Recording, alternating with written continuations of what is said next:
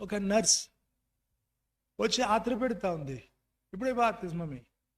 నేను అడిగినా, నువ్వు క్రైస్తవ కుటుంబం కదా, 35 ఏళ్ల వరకు అనిపిస్తుంది నీ వయసు చూస్తే, ఇంతకాలం తీసుకోలేదు, ఇప్పుడు గంట ఆగనంటావు, బాప్తిజం క్లాస్ కూడా వద్దంటుంది, ఇప్పుడే ఇచ్చాయి బాప్తిజం.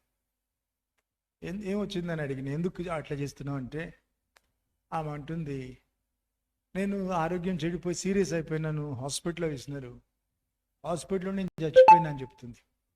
ఒక దిక్కు దేవుని దూతలు వచ్చినారు, ఇంకో దిక్కు సైతాన్ దూతలు వచ్చినారు.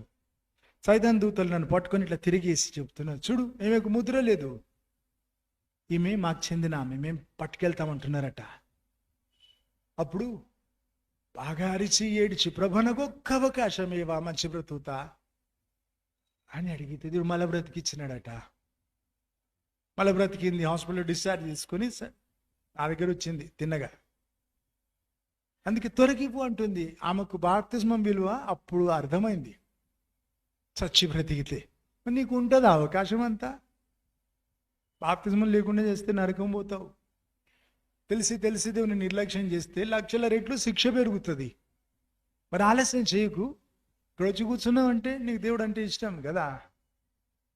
మరి దేవుని ఆజ్ఞ ఇది, నమ్మి బాప్తిస్మం పొందేవాడు రక్షించబడతాడు, నమ్మని వానికి శిక్ష విధించబడుతుంది అని దేవుడు అన్నాడు. పొట్టి మాటలు చెప్పాడు ఆయన. అందుకే బాప్తిస్మం తీసుకుంటే నువ్వు దేవునికి చెందినవాడు. మరి అయిపోయింది అక్కడికి. నేను ఎవరిని సేవిస్తున్నాను అంటున్నాడు. మరి అనుదినం దేవుని సేవించు.